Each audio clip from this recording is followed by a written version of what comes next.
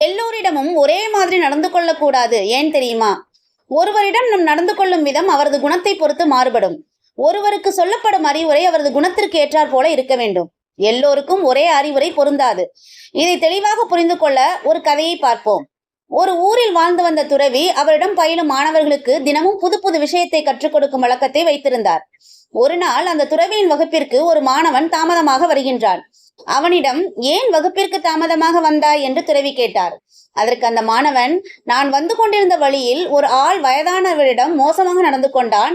அதை நான் கண்டும் காணாமல் வந்துவிட்டேன் என்று கூறினான். இதை கேட்ட துறவி, ஒருவருக்கு பிரச்சனை என்றால் அதை நாம் தட்டி கேட்க வேண்டும், பயந்து ஒதுங்கி வரக்கூடாது என்று அறிவுரை கூறி வகுப்பில் சேர்த்துக் கொள்கிறார். இப்போது இன்னொரு மாணவன் வகுப்பிற்கு தாமதமாக வர அவனிடம் துறவி தாமதத்திற்கு என்ன காரணம் என்று கேட்டார். அதற்கு அந்த மாணவன், நான் வரும் வழியில் ஒரு நபர் ஒரு வயதானவரிடம் மோசமாக நடந்து கொண்டான்.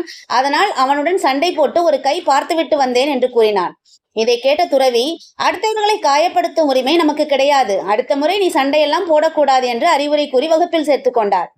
இதை பார்த்து கொண்டிருந்த மற்ற மாணவர்களுக்கு ஒரே குழப்பம். குருவே, நீங்கள் ஏன் மாற்றி மாற்றி அறிவுரை கூறுகின்றீர்கள் என்று கேட்டனர்.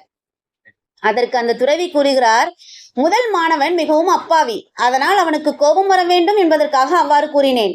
ஆனால் இரண்டாவது மாணவனோ மிகவும் கோபக்காரன் என்பதால் அவன் கோபத்தை கட்டுக்குள் வைக்க அவனிடம் அவ்வாறு கூறினேன் என்று சொன்னார். ஒவ்வொருத்தவரின் குணத்திற்கு ஏற்றாற் போல நாம் அவர்களை கையாள வேண்டும் என்று கூறினார்.